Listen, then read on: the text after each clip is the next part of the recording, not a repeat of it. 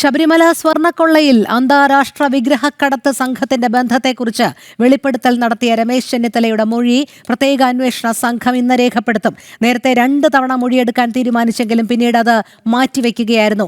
അന്വേഷണത്തിന് മേൽനോട്ടം വഹിക്കുന്ന ADGP H. വെങ്കടേഷിന് ഇക്കാര്യങ്ങൾ ചൂണ്ടിക്കാട്ടി ചെന്നിത്തല കത്ത് നൽകിയിരുന്നു. ഇതിന് പിന്നാലെയാണ് വിവരങ്ങൾ കൈമാറാൻ ചെന്നിത്തലയോട് ആവശ്യപ്പെട്ടത്. കൂടുതൽ വിവരങ്ങളുമായി പ്രജിത് മോഹനൻ ചേരുന്നു.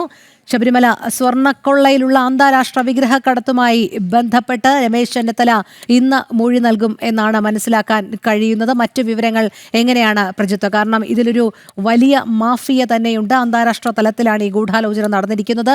ഇതിന്റെ ആന്റിക് വാല്യൂ അനുസരിച്ച് കോടികൾ വിലമതിക്കുന്ന തരത്തിലേക്ക് കാര്യങ്ങൾ കൊണ്ടുചെന്ന് എത്തിച്ചു എന്നുള്ളത് രമേശ് ചെന്നിത്തല നേരത്തെ ആരോപിച്ചിരുന്നു. അതുമായി ബന്ധപ്പെട്ട മൊഴി തന്നെയാണോ നൽകുക?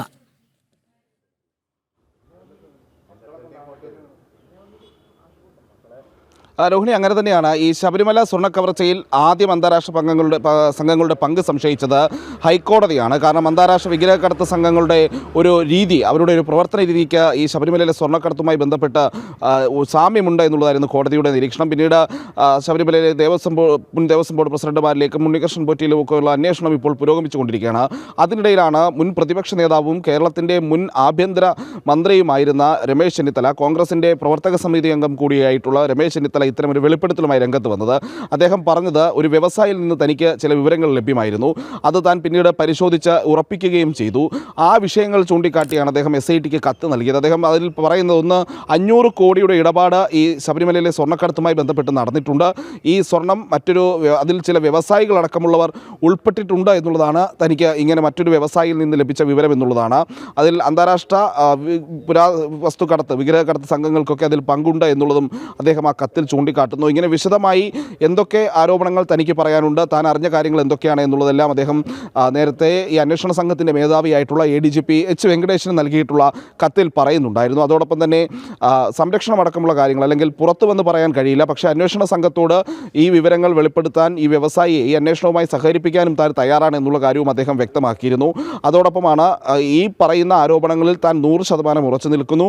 അതിൽ SITക്ക് മൊഴി നൽകാനും തയ്യാറാണ്, കോടതിയിൽ സാക്ഷിയായി ഈ വിവരങ്ങൾ ധരിപ്പിക്കാനും തയ്യാറാണ് എന്നുള്ള കാര്യവും രമേശ് ചെന്നിത്തല പറഞ്ഞു. അതിൻ്റെ അടിസ്ഥാനത്തിലാണ് രമേശ് ചെന്നിത്തലയെ ചോദ്യം ചെയ്യാൻ മൊഴിയെടുക്കാൻ അന്വേഷണ സംഘം 2 തവണ തീരുമാനമെടുത്തത്. എന്നാൽ അത് രണ്ടും മറ്റു ചില കാരണങ്ങളാൽ മാറ്റിവെക്കപ്പെടുകയായിരുന്നു. അതിനുശേഷമാണ് ഇന്ന് രമേശ് ചെന്നിത്തല പ്രത്യേക അന്വേഷണ സംഘത്തിന് മുന്നിലേക്ക് ഈ വിവരങ്ങൾ, തനിക്ക് അറിയാവുന്ന വിവരങ്ങൾ വെളിപ്പെടുത്താൻ എത്തുന്നത് എന്നുള്ളതാണ്. രമേശ് ചെന്നിത്തല എന്നുള്ളത് ഒരു സാധാരണ നേതാവല്ല എന്നുള്ളത് നമുക്കറിയാം. കാരണം അദ്ദേഹം പ്രതിപക്ഷ നേതാവായിരിക്കുമ്പോൾ നിലവിലത്തെ സർക്കാരിനെതിരെ കൊണ്ടുവന്ന ആരോപണങ്ങൾ നിരവധിയാണ്. അത് പലതും പിന്നീട് തെളിയിക്കപ്പെട്ടതാണ്. ഇപ്പോൾ സ്പ്രിംഗ്ലർ അഴിമതിയാണെങ്കിലും ശരി, അതുപോലെയുള്ള നിരവധി ലൈഫ് അഴിമതിയാണെങ്കിലും ശരി, അതുപോലുള്ള നിരവധി അഴിമതി കേസുകൾ പുറത്തു കൊണ്ടുവന്ന, അത് തെളിയിക്കപ്പെട്ട അഴിമതി കേസുകൾ പുറത്തു കൊണ്ടുവന്ന ഒരു രാഷ്ട്രീയ നേതാവാണ് അദ്ദേഹം. ചെന്നിത്തല മൊഴി കൊടുക്കുന്നതോടെ മറ്റൊരു നിർണായക ഘട്ടത്തിലേക്ക് അന്വേഷണം കടക്കുമെന്ന് ഉറപ്പാണ്. കാരണം ചെന്നിത്തലയുടെ മൊഴിയിൽ ഏതെങ്കിലും പുതിയ വ്യക്തികളുടെ പേരുകളുണ്ടെങ്കിൽ അതും അന്വേഷണത്തിൽ നിർണായകമാകും. ചെന്നിത്തല ഈ കത്ത് കൊടുത്തതിന് ശേഷം മാധ്യമങ്ങളോട് പറഞ്ഞൊരു കാര്യമുണ്ട്.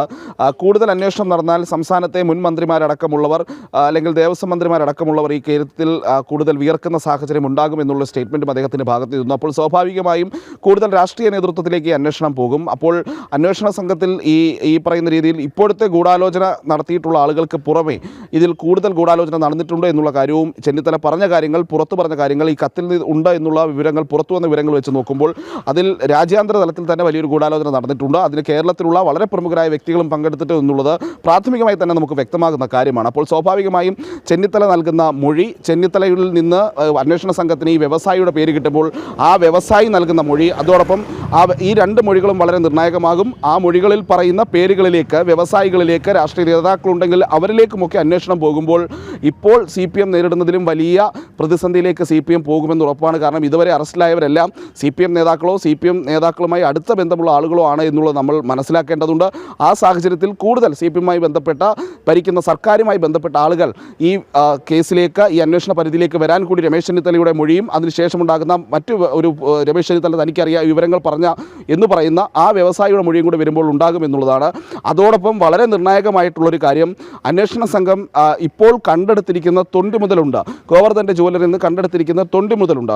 അങ്ങനെ അന്വേഷണ സംഘത്തിന് ഇപ്പോൾ ലഭിച്ചിരിക്കുന്ന സ്വർണം യഥാർത്ഥ സ്വർണവുമായി ബന്ധമുള്ളതല്ല എന്നൊരു നിഗമനത്തിലേക്ക് ഒരു പക്ഷേ പോകേണ്ടി വരും. കാരണം ഈ സ്വർണ്ണപ്പാളികൾ കടത്തിക്കൊണ്ട് പോയിരിക്കുകയാണ് എന്നുള്ളതാണ് ചെന്നിത്തലയുടെ മൊഴി വെച്ചിട്ട് നമുക്ക് മനസ്സിലാക്കുന്നത്. കാരണം സ്വർണം ഉരുക്കി മാറ്റി ആ സ്വർണത്തിൻ്റെ ലാഭമെടുക്കുക എന്നുള്ളതല്ല ഈ സ്വർണം പൂർണ്ണമായും ശബരിമലയിലെ ഈ ദ്വാരപാലക ശില്പങ്ങളിലെയും അതുപോലെ തന്നെ കട്ടിളപ്പാളികളും പൂർണ്ണമായും രാജ്യത്തിന് പുറത്തേക്ക് വരെ കടത്തിരിക്കാനുള്ള സാധ്യതയാണ് ചെന്നിത്തലയുടെ മൊഴിയിലൂടെ മുന്നോട്ട് വരുന്നത്. അപ്പോൾ സ്വാഭാവികമായും ഇപ്പോൾ കണ്ടെടുത്തിരിക്കുന്നത് യഥാർത്ഥ തൊണ്ടി മുതലാണോ അല്ലയോ എന്നുള്ളൊരു ചോദ്യത്തിന് കൂടി അന്വേഷണ സംഘത്തിന് പുതിയതായി ഉത്തരം കണ്ടെത്തേണ്ടി വരും.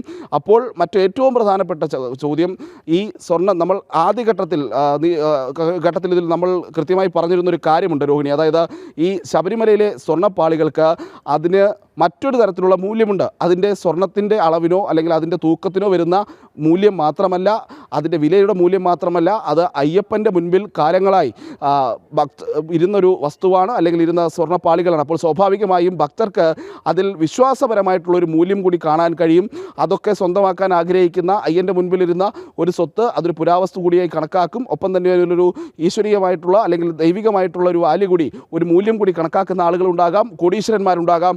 അവരൊക്കെ ഇത് കടത്തിക്കൊണ്ടു പോകാൻ അല്ലെങ്കിൽ കടത്തി തങ്ങൾക്ക് ലഭ്യമാകാൻ കിട്ടുന്ന ഒരു അവസരത്തിന് വേണ്ടി കോടികൾ ചെലവാക്കിയിരിക്കാം. അപ്പോൾ സ്വാഭാവികമായും ഇത് വലിയ വിമാനങ്ങളിലേക്ക് കടന്നു പോവുകയും ചെയ്യും. അതോടൊപ്പം തന്നെ യഥാർത്ഥ സ്വർണ്ണപ്പാളികൾ രാജ്യം വിട്ടു പോയിട്ടുണ്ടോ എന്നുള്ള പുതിയൊരു അന്വേഷണത്തിലേക്കും ഇത് പോകേണ്ടി വരും. അങ്ങനെയാണെങ്കിൽ ശബരിമലയിലെ സ്വർണ്ണ കവർച്ചാ കേസ് രാജ്യാന്തര തലത്തിൽ തന്നെ അന്വേഷിക്കപ്പെടുന്ന രീതിയിലേക്കൊക്കെ കാര്യങ്ങൾ പോകാനുള്ള എല്ലാ സാധ്യതകളുമാണ് തെളിയുന്നത്. അതുകൊണ്ട് തന്നെ രമേശ് ചെന്നിത്തലയുടെ മൊഴി വളരെ പ്രധാനമാണ്. ഇന്ന് ഉച്ചയ്ക്ക് ശേഷം ഏതാണ്ട് 3 മണിയോടെ അന്വേഷണ സംഘത്തിന് മുന്നിലെത്തി ചെന്നിത്തല മൊഴി നൽകുമെന്നുള്ളതാണ് നമ്മൾ മനസ്സിലാക്കുന്നത്.